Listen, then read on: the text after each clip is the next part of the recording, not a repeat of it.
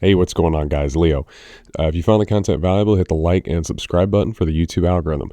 So I wanted to kind of take a step back here. And if you recall, and if you haven't seen the video, if you're new to the channel, go check it out because it kind of ties into this one. It's my theory as to why the president, Donald Trump, he bought 500 million worth of Ethereum, and it has to do with stablecoins and banks using stablecoins. So we're going to kind of piece together some of these, these little strings here and talk about what's going on. So let's go ahead and dive in. Let's take a look here at the news. So if we look here, Bank of America CEO says that stablecoins are inevitable, hinting that Bank of America may launch its own token pegged to the US dollar. And this is what I talked about in the previous video, that these banks they're not going to fade away and die. They're going to evolve into the DeFi space. And what they're going to do is build their own stablecoins, build their own apps, build their own system. So he goes on to say in another post here, so Bank of America CEO Brian Moynihan, I'm not sure I'm saying that right, but has dropped in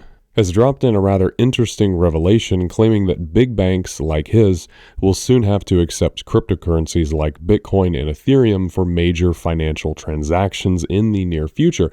Now, this is interesting because he just mentioned how banks are going to be using stablecoins, that it's inevitable, and then he talks about how they're going to start using Bitcoin and Ethereum for major financial transactions. And he doesn't just mention his bank, he mentions other banks. And that's important because these banks all talk to each other. It's not like they get in their rooms, they have these, lunches together and they talk about the future, what's going on with their businesses and whatnot. These people rub shoulders. And if we look over, on CoinCatcher, we have an interesting article. So again, talking about Bank of America CEO, it says that Bank of America CEO Brian stated that the financial services industry is about to enter the crypto economy and stablecoin operations will be arriving soon. It says that he said in an interview, David Ruberstein on Tuesday, that stablecoins are digital assets similar to Bitcoin, but backed by the US dollar, equivalent to a money market fund. Money market fund is basically you can think of it like a savings account, but it pays you more yield, or a bank account with check writing access. And this is what I talked about, how these banks are going to build, what I think they're going to do is build layer 2s on top of Ethereum. They're going to build out their own apps. And, I talked about how essentially stablecoins are going to be replacing what you use as a checking account. Instead of getting paid on payday with a check that you got to deposit your checking account, it takes several days, maybe a week or more to clear if it's a big check. None of that happens with stablecoins. It's all going to be instant. You're just going to have a stablecoin checking account essentially. But it goes on to say that, they talk about they're going to create their own token. But then it says under the Trump administration, support for cryptocurrencies. And this is why I believe that he bought so heavily into Ethereum. I mean, $500 million worth of Ethereum that's not, that's a really big position even for a billionaire. So if we come over here, more evidence again, who dominates the stablecoin market right now by a large margin, and that's going to be Ethereum. Now, stick with me here because I have there's some rumors swirling around that's going to make this make a lot more sense. So if we come over here, a Twitter user, or X user now, Vance Spencer, he put out this tweet, and I agree with parts of it. Parts of it I disagree. So he says that I don't directly comment on regulation much, but I would like to flag an emerging regulatory battle that's happening in DC. And this is the interesting part. The soon-to-be revealed stablecoin markup apparently has requirements to shut off access to the treasury market to centralized international stablecoin issuers.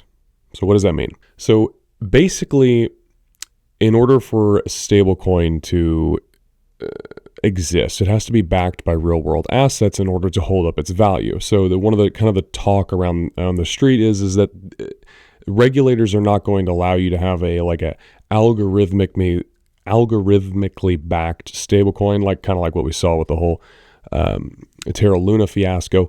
It has to be backed with real assets, and the best asset for that is U.S. Treasuries. That's why we saw in the previous video where I talked about this, that David Sachs, the crypto czar, he said that stablecoins have the potential to create trillions of dollars of demand for U.S. treasuries. So by shutting off the treasury market to global entities out there trying to issue U.S. dollar stablecoins, it effectively, what it's going to do is it's going to force the stablecoin market to be only within the U.S. And Vance here, he kind of goes on to say how that's, you shouldn't do that, blah, blah, blah. But I don't see how they don't do that because, one, the big banks in America want it. They want control of the stablecoin market. And two, if you have a foreign entity creating essentially the dollar, essentially creating your dollar, and you're the U.S. government, you have no regulatory oversight over that foreign entity, you have no authority over it. For all you know, they could be just creating fake dollars and diluting the market. So it makes a lot of sense, which would essentially just be like counterfeiting the U.S. dollar, the physical currency, which can destabilize the currency, because if you print a lot of it, what did we just see with all this inflation, all the money printing that they had done during the COVID pandemic? So we saw massive inflation come up. So it's a risk to have foreign businesses, foreign government, or foreign companies creating stablecoins. So they're going to want to keep it within the U.S. for national security purposes and stabilizing the dollar. So now we come over here. It's interesting. This came out around the same time. Tether CEO Paolo I am terrible at pronouncing names. Ardoino says that competitors and politicians are working to kill Tether using lawfare instead of building a better product.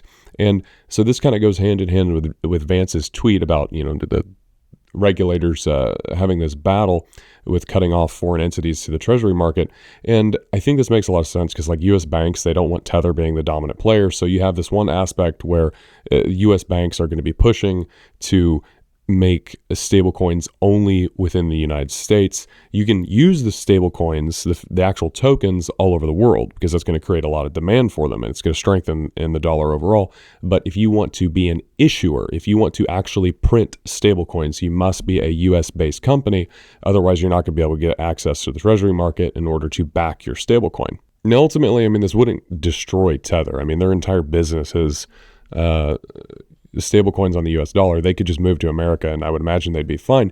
I think that this is more to do with the risk of having unregulated entities that are not under the control of the United States creating the government currency, essentially, because that's like I said, that's all a stablecoin is it's a fiat currency on the blockchain. And if you can just print it at will, well, you can dilute the value of the U.S. dollar and cause a lot of inflation and a lot of problems. So I think what we can kind of take away from this is that it makes me more confident that my thesis about what's going to happen with Ethereum is correct. We have the president who bought a ridiculous amount. He's building his entire financial business on top of the Ethereum chain.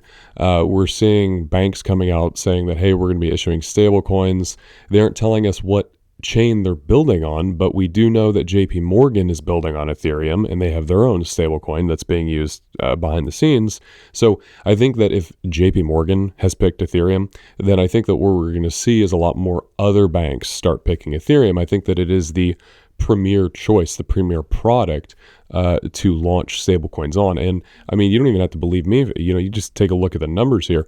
Where is it? There it is. They're already dominating the market. And, there's a reason for that. It is the absolute best product out there. It's decentralized. It's secure. And, if banks are going to be launching stablecoins to the tune of trillions upon trillions of dollars, you can't have the network fail. You can't have any of those risks in a system that is that big. And that's what, layer 2's interoperability on Ethereum are also going to play a role because, if you have interoperability between all the different layer 2's, that means that banks are going to be able to very seamlessly interact with each other's systems. So, that taps in and that allows them to make a whole lot more money. For example, like if you have JPMorgan eventually launches their own layer 2 and they have all their stuff built on top of it, and then you have like Wells Fargo over here, or even just some rinky-dink bank in the middle of nowhere, you can just send the JPMorgan stablecoin on over to Wells Fargo and their systems will just function very seamlessly because they're all interoperable. They're all on Ethereum layer 2's. and you have the security there, and you just swap it on over. Kind of like how you can Zelle somebody money today. It would be similar to that, but with stablecoins. Now, here's another interesting article. So you have Matt Hogan says stablecoins are going to dominate the $44 trillion cross-border retail bank-to-bank transactions market within the next 5 years. Recent signposts include you have Stripe acquiring Bridge for $1.1 billion, PayPal's rolling out the PYUSD rails, and like we just said, Bank of America is starting to launch their own. And what's interesting about this is because I hear this argument, people say, like, for example, no, banks need to use an ISO compliant system for cross-border. Okay, but hear me out. Banks know what it takes to be ISO compliant. So all they have to do is do a little bit of coding and, oh my gosh, we're ISO compliant. It's no big deal. And they get to keep all of their profits because they're going to hold their own stablecoin, which is ISO compliant. They can send it cross-border. They can send it to India because blockchain doesn't know what borders are. It's all the internet. So they can send it to India. The Indian bank will just swap it out for their version of a stable coin, or maybe they have a central bank digital currency, and it'll just function. And the benefit to the banks is they keep all the profit. Because I hear this argument with like XRP, and I think that XRP maybe launches their own stable coin, which they've done, and they find a niche market there. But I really don't see banks using it because of this simple fact. Why would banks give all their profit away to XRP? So the way that banks are going to make money with a stable coin is it's backed by US treasuries, right? So those treasuries earn yield. Why would the bank pass up on a 4% yield on US treasuries and just use another third party's token for cross-border payments? It doesn't make any sense. Why would they do that? You're talking billions and billions of dollars. I mean, we did a previous video where I forget exactly what it was, but it was something ridiculous, like doubling the entire profit of JPMorgan Chase right now, just based on the stablecoin holdings. Like if they converted their entire money that they manage right now into stablecoins, it would effectively double their entire profit for an entire year. Banks are not just going to let some third party come in here and say, well, we have an ISO compliant system, so, use us and let us make all those billions and billions of dollars that you would have otherwise made. It just doesn't make sense. So for that reason, I believe that banks are going to do stablecoins in-house. They aren't going to use these third parties, and they're going to profit massively from it. So that's kind of my take on what's going on with stablecoins. We did get some interesting news just now. So Donald Trump apparently has extended the tariffs that the market's been really scared about all the way out to April 2nd now. So it says these are for Canada and Mexico. And if you recall in yesterday's video, we talked about how that's what caused this big scare. There's a lot of uncertainty in the market. And it's unclear why he did the extension. If I had to speculate, it would be because giving more time for negotiations and ensuring that Canada and Mexico are holding up their end of the this trade deal agreement that they're working on. I really, another extension here, it just makes me feel like these things are not actually going to go into effect unless Mexico and Canada just flat refuse to negotiate. So I think that this is something that's not going to be prolonged. I think that they're working on an agreement, and soon the fear of these tariffs will be behind the markets and we'll be off to new highs. Now, we do have the first meeting with the Senate subcommittee for digital assets hearing that's going to be taking place today, Wednesday. So I will be tuning into this and checking it out. It starts today at 2:30. So we'll see what comes of this. It'll be interesting if they have something to say about stablecoins or any stablecoin regulation. So that's going to be a really, really interesting meeting. I can't wait for that to come out. But I think that pretty much wraps up this video. Until next time, y'all take care.